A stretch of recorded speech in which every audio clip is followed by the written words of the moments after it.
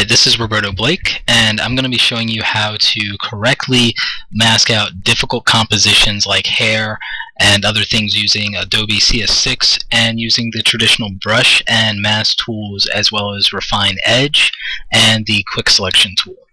So let's go ahead and get started. Now, this composition is an iStock photo, and this is more or less what you'll usually be working with. You can see that the background is mostly white. It's a very good quality photograph, and I'm just going to zoom in so that you can see it a little better.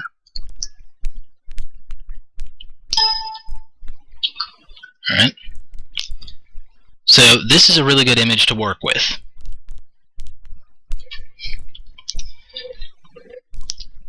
Now, one of the first things you're going to want to do is go to the top menu and go to the color range selection.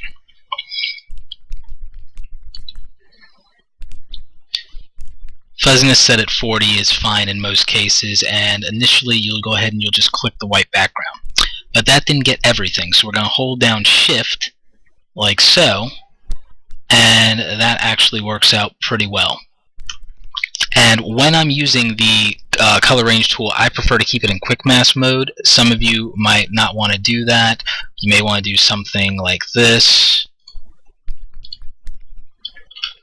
and that can be useful because then you can see other areas of the selection that you'll want to get with the eyedropper here. But I prefer to work in quick mask mode, and that's just my personal preference, and I'll show you why very shortly. So I'm going to click OK, and then I'm going to hit shortcut key Q just to take us back into quick mask mode, because you'll notice that the quick selection tool didn't quite get everything when we did color range. So I'm going to actually manually paint back in things the program doesn't recognize, like these highlights here. Let's switch our opacity back to 100. These highlights here on the abs and stomach, catch lights in the bracelet, and here in the hands.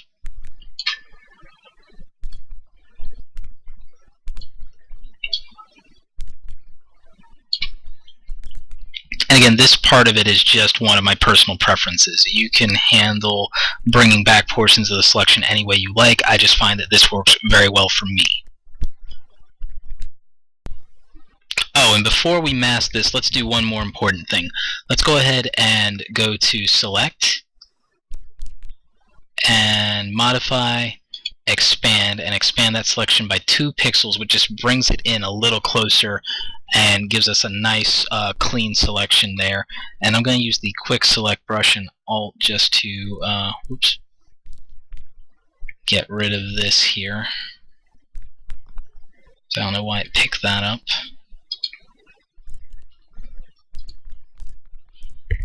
Alright, so we've masked our selection, and as you can see, it's not perfect aside from those solid areas with clearly defined color, but that's okay because we've gotten the initial part out of the way that we wanted to.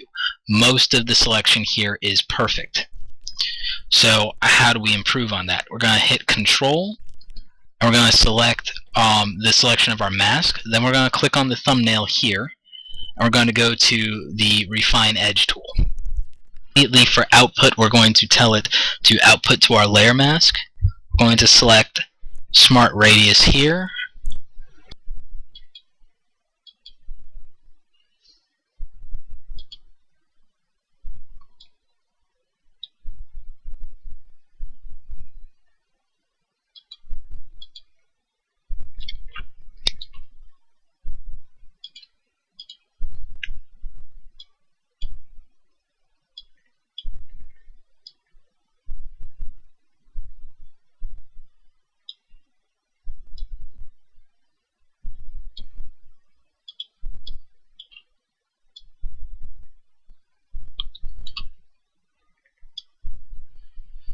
And you can see that this is effectively reducing those areas that we don't want that bleed out over into white. I'm going to adjust some of these settings.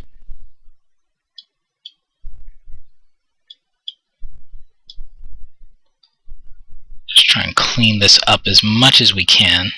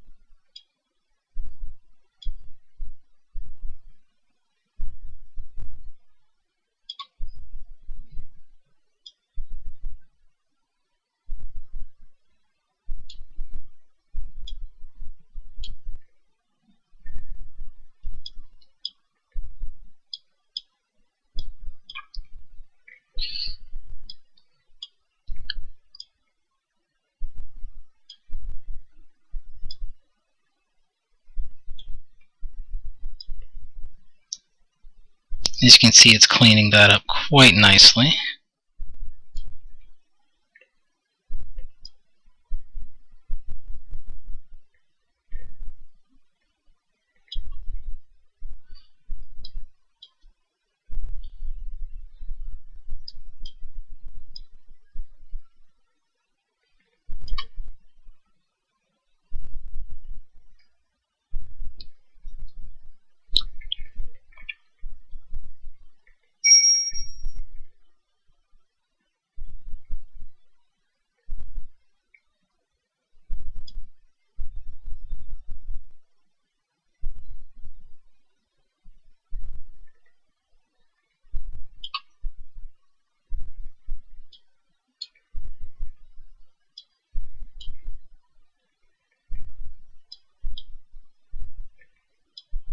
Just add a little bit of feathering here. Finish that up.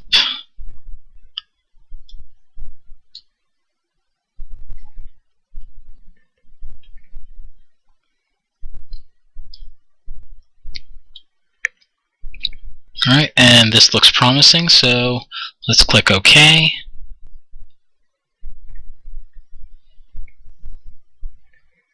And voila!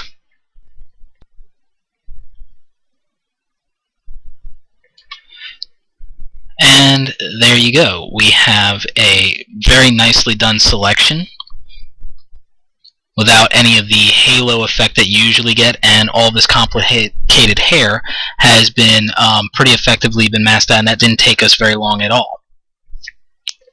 So that's pretty much it as far as how you knock out and mask a complex object in Photoshop. There's several other ways you can do it in techniques, but again, this is just my favorite, and you see a lot of this in my different work.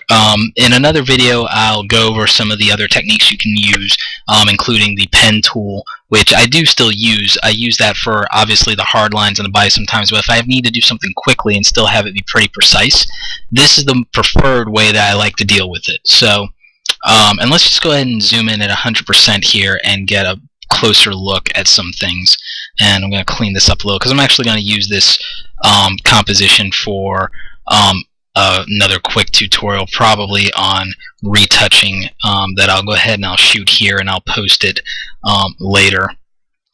Alright, so there you go. A very nice clean selection cut out in Photoshop CS6.